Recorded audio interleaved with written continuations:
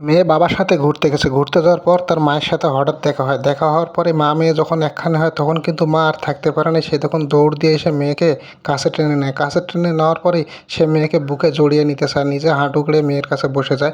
মেয়ের বাবা দেখুন এদিকে কীভাবে কান্না করে দেয়। আসলে তাদের সামান্য একটু ভুলে দুজনের ডিভোর্স হয়ে গেছে ভাই। ডিভোর্স হয়ে যাওয়ার পরে মার অন্য জায়গার বিয়ে হয়ে যায়। সৎ বাবা এসে তখন মাকে কয় যে তার বাচ্চা তুমি তার সাথে যেতে দাও। তখন কিন্তু মা ওখান থেকে উঠে দেয়। উঠে দাঁড়ানোর পরে বলে যে উনি আমার আগের স্বামী আর এইটা আমার মেয়ে। এইটা কথা যখন সৎ বাবা জানতে পারে তখন সে তার ব্যাগ থেকে একটা টাকার বান্ডিল বের করে কিন্তু মেয়ের বাবাকে দিতে চায়। বাবা অবশ্য টাকাটা নিতে চায় কিন্তু মেয়ে দেখুন ওই টাকাটা নিয়ে মাটিতে ছুঁড়ে ফেলে দেয়। ছুঁড়ে ফেলে দেওয়ার পরেই ওই বাবাকে কয় যে আপনি আমার মাকে নিয়ে গেছেন, আপনার টাকা দিয়ে আমি কী করব। তারপর মা দেখুন মেয়েকে টান দিতে চায় কিন্তু বাবা মেয়েকে নিয়ে ওখান থেকে চলে যায়। সৎ বাবা ওদিকে মাকে নিয়ে চলে যায়। সামান্য একটা ভুলে দেখুন তিনটা জীবন কীভাবে নষ্ট হয়ে যায়। এই ভিডিওটা থেকে একটা জিনিস শিক্ষা নেওয়া আছে ভাই, সামান্য ভুলে যেন কেউ ডিভোর্স না দেয়। ভিডিওটা শেয়ার করে দিন যাতে সবাই দেখতে পায়।